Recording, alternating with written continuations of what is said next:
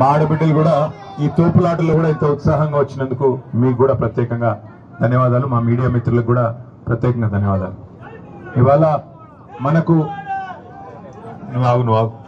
మనకి సరిగ్గా తెలంగాణ ప్రజలు 2 దఫాలుగా మనకు అవకాశం ఇచ్చినారు. పెద్దలు కేసీఆర్ గారి నాయకత్వంలో కొత్త రాష్ట్రంగా ఏర్పడ్డ తెలంగాణ ఒకవైపు బుడి అడుగులేస్తూనే మరొక వైపు ఒక పటిష్టమైన పునాది కొత్త రాష్ట్రానికి వేయాలనే ఉద్దేశంతో చాలా నిర్మాణాత్మకంగా ప్రణాళికాబద్ధంగా 10 సంవత్సరాలు మనం పనిచేసిన విషయం రాష్ట్రంలోని అందరికీ తెలుసు. అది వ్యవసాయం కావచ్చు, సాగునీటి రంగం కావచ్చు, పట్టణాభివృద్ధి కావచ్చు, పల్లె ప్రగతి కావచ్చు, విద్య కావచ్చు, వైద్యం కావచ్చు, గిరిజన సంక్షేమం కావచ్చు, దళితుల సంక్షేమం కావచ్చు, బలహీన వర్గాలకు పెద్దపీట వేయడం కావచ్చు. మీరు ఏ రంగమైనా తీసుకోండి, ప్రతి రంగంలో మైనారిటీలు, మహిళలు, ఏ రంగమైనా తీసుకోండి.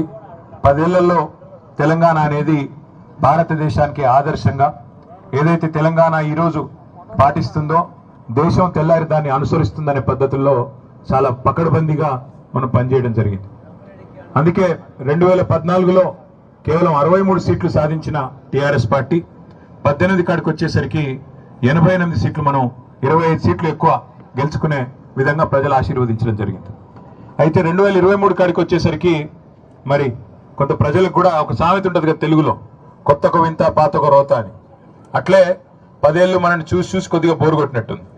అట్లే అవతల వైపు నుంచి కూడా హామీలు ఏవైతే గుప్పించారో 1, 2 కాదు, రైతులకి నోటికొచ్చినట్టు రాహుల్ గాంధీ గారిని పిలిచి వరంగల్కి పిలిచి రైతు డిక్లరేషన్ పేరిట 2 లక్షల రుణమాఫీ అని, 10,000 కేసీఆర్ గారు ఇస్తే మేము 15,000 ఇస్తామని, 2 పంటలకే కేసీఆర్ రైతు బంధు ఇస్తున్నాడు, మేము 3 పంటలకు ఇస్తామని, అట్లాగే మాటలు చెప్పి రైతులను మోసం చేసినారు.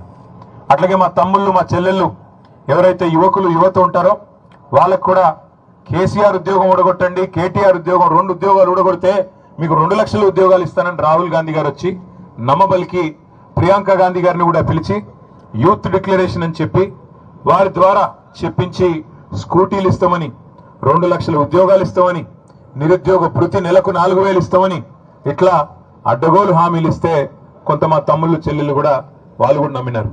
అట్లాగే మా ఆడబిడ్డలు కేసీఆర్ 1,00,000 రూపాయలు ఇస్తున్నాడు కళ్యాణ లక్ష్మి, మేము తులం బంగారం ఇస్తాం, కేసీఆర్ గారు ఇచ్చే కళ్యాణ లక్ష్మి పెళ్ళైన 2 నెలలకు వస్తుంది, నువ్వు లగ్న పత్రిక పెట్టుకోగానే నీకు ఇస్తా, తులం బంగారం మీ ఇంటికే పంపిస్తా, సోనియమ్మ చెప్పింది, ప్రియాంకమ్మ చెప్పింది అని చెప్పి ఉదరగొట్టే ఉపన్యాసాలు ఇస్తే వాళ్ళు కూడా పాపం ఫ్రీ బస్ అంటే, తులం బంగారం అంటే, నెలకు 2,500 అంటే ఈ భారీ ఈస్ట్ మన్ కలర్ లో చూపెట్టిన సినిమా చూసి వాళ్ళు కూడా మోసపోయారు. అట్లాగే ఈ రాష్ట్రంలోని పెద్ద మనుషులు, పెద్ద వయసులో ఉండే వృద్ధులు వాళ్ళకు కూడా సినిమా చూపెట్టారు.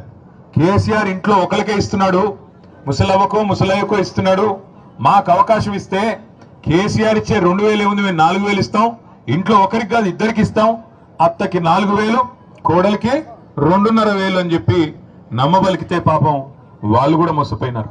అట్లాగే బలహీన వర్గాల సోదరులకి బీసీ డిక్లరేషన్ పేరిట 42% రిజర్వేషన్లు, బీసీ సబ్ ప్లాను, 1,00,000 కోట్ల బడ్జెట్ అని చెప్పి ఏదేదో నోటికొచ్చినాయని చెప్పుకుంటూ పోతే కొంతమంది బలహీన వర్గాల సోదరులు కూడా నమ్మి కాంగ్రెస్కి ఓటేసినారు. అందులో మీ జిల్లాలో, ముఖ్యంగా ఉమ్మడి ఖమ్మం జిల్లాలో మరి ఇక్కడున్న రాజకీయ సమీకరణలో భాగంగా కూడా కొంత ఆనాడు 2023లో మనకి నష్టం జరిగింది. కానీ ఒక రకంగా మంచిదే, ఇది మనకు జరిగింది మంచిదే. ఎందుకంటే ఇందాక నేను చెప్పినట్టు కొత్తకో వింత పాతకో రోత అన్నట్టు 10 ఏళ్ళు మనం చూసి మరి తర్వాత ప్రజలకు కూడా కొద్దిగా బోరుగొట్టినట్టుంది, కొత్తదనం కోరుకున్నారు. కేసీఆర్ గారు రోజు బ్రహ్మాండంగా భోజనం పెడుతున్నాడు కానీ ఈయన ఎవరో బిర్యానీ పెడతానంటున్నాడు కదా అని చెప్పి ఆయనకు ఓటేశారు. ఓటేసిన తర్వాత ఇవాళ 20 నెలల్లో ప్రజలకు అర్థమైంది ఏంటంటే ఓటేసిన పాపానికి కాంగ్రెస్ కాటేస్తుంది తప్ప, కాంగ్రెస్ కాటికి పంపుతుంది తప్ప పొరపాటున కూడా ఒక్కటంటే ఒక్క మాట కూడా నిలబెట్టుకోదు అనే విషయం ఇవాళ రాష్ట్ర ప్రజలకి, అన్ని వర్గాల ప్రజలకు కూడా పూర్తి స్థాయిలో అర్థమైంది. ఇవాళ ఎన్నికలంటూ వస్తే, ఇవాళ ఈ రోజు కనుక ఎన్నికలంటూ వస్తే ఏం జరుగుతుందో రేవంత్ రెడ్డికి తెలుసు, అదే విధంగా బీజేపీ వాళ్ళకు కూడా తెలుసు. కేసీఆర్ గారు 100 సీట్లతో ఏకపక్షంగా ఈ రోజు అధికారంలోకి వస్తారని ప్రతి ఒక్కరికి కూడా తెలుసు, ఇది వాస్తవం. కానీ మన రాజ్యాంగంలో డాక్టర్ బాబాసాహెబ్ అంబేద్కర్ గారు భారతరత్న పెద్దలు, చాలా ముందు చూపు గల పెద్ద మనిషి, దార్శనికుడు, గొప్పవాడు, ప్రపంచ మేధావిగా ప్రఖ్యాతికెక్కిన డాక్టర్ బాబాసాహెబ్ కూడా ఇట్లాంటి దుర్మార్గులు ఇంత అరాచకం చేసే వాళ్ళు ఉంటారని పాపం ఆయన ఊహించలేదు. ఎందుకంటే మాట ఇచ్చి 100 రోజుల్లో 6 గ్యారంటీలు అని చెప్పి మరి ఆ గ్యారంటీలన్నింటినీ పొందబెడతారని చెప్పి పాపం ఆయన కూడా పెద్ద మనిషి ఇంత నీచమైన రాజకీయం ఉంటుందని చెప్పి ఆయన కూడా ఊహించలేదు. అందుకే రాజ్యాంగంలో రీకాల్ వ్యవస్థ పెట్టలేదు. కొన్ని దేశాల్లో ఉంది. రీకాల్ అంటే ఏంటి? ఇచ్చిన మాట కనుక నిలబెట్టుకోకపోతే తిరిగి అధికారం లాక్కునే అధికారం ప్రజలకే ఇచ్చేదే రీకాల్. అది పాపం రాజ్యాంగ నిర్మాత అంబేద్కర్ గారు కూడా ఇట్లాంటి దుర్మార్గులు ఉంటారని ఊహించలేదు కాబట్టి పెట్టలేదు. కాబట్టి మనకు మరొక 3 ఏళ్లు ఎదురు చూడక తప్పదు. ప్రజలకు కూడా మరొక 3 ఏళ్లు మరి ఒక్క తప్పు ఓటు వేసినందుకు 5 ఏళ్లు శిక్ష పడుతుంది అనేది అర్థం కావడానికి కూడా మరి ఈరోజు వారికి కూడా సమయం ఆసన్నమైంది. కానీ ఒక రకంగా మంచిదే. ఎందుకంటే ఎప్పుడైనా సరే జీవితంలో నార్మల్గా ప్రతిరోజు అన్ని సవ్యంగా సాగుతుంటే జీవితం విలువ అర్థం కాదు. ఎప్పుడు కూడా మనకి మన చుట్టూ ఉండే మనుషుల విలువ తెలవాలన్నా లేదా ఒక నాయకుడు విలువ తెలవాలన్నా ఇంకోవైపు ఒక ప్రతినాయకుడు ఉంటే దాని విలువ అర్థమవుతుంది. ఈరోజు అదే జరుగుతూ ఉంది తెలంగాణలో. ఎందుకంటే గుర్రం విలువ తెలవాలంటే అప్పుడప్పుడు గాడిదని కూడా చూడాలి కదా. ఇవాళ అందుకే కాంగ్రెస్ అనే గాడిద ఇవాళ తెలంగాణలో సృష్టిస్తున్న అరాచకం చూసి మరి రైతులు గుండెలు బాదుకుంటా ఉన్నారు. చూస్తున్నారు మీరు మీ జిల్లాలో 3 మంత్రులు 3 మునగాళ్ళలాగా పోజులు కొడుతూ తిరుగుతూ ఉంటారు. ఒక ఆయన బాంబులను తిరుగుతున్నాడు. ఆ బాంబులు పోయిన దీపావళి కన్నాడు ఇప్పటిదాకా పేలట్లేదు. ఆయన పేరు అందుకే పొంగులేటి కాదు బాంబులేట్ అయిపోయింది పాపం. ఇంకా 2 మంత్రులు ఉన్నారు. ఒక ఆయనేమో బిజీగా కమిషన్లలో బిజీగా ఉన్నాడు. ఇంకొక ఆయన వ్యవసాయ మంత్రిగా మరి ఆయన ఏం చెప్తున్నారో రైతులందరూ ఇవాళ ఎరువుల దుకాణాల ముందు లైన్లలో చెప్పులు పెడుతుంటే మళ్ళీ ఆనాటి రోజులు వచ్చాయని పాటలు పాడుకునే దుస్థితి వస్తే మరి ఆయన ఏం చేస్తున్నాడో నాకైతే తెలియదు. 2 లక్షల టన్నుల ఎరువులు ఇవాళ కొరత రాష్ట్రంలో ఉన్నమాట వాస్తవం. ఎరువుల దుకాణాల ముందు చెప్పులు ఆధార్ కార్డులు పెట్టి మళ్ళీ ఆనాటి రోజులు వచ్చినాయి, నికృష్టమైన రోజులు కాంగ్రెస్ పాలనలో అని వాళ్ళ రైతులు వాపోతున్న రోజులు ఖమ్మం జిల్లాలో కాదు రాష్ట్రం అంతటా కనబడుతున్న మాట వాస్తవం.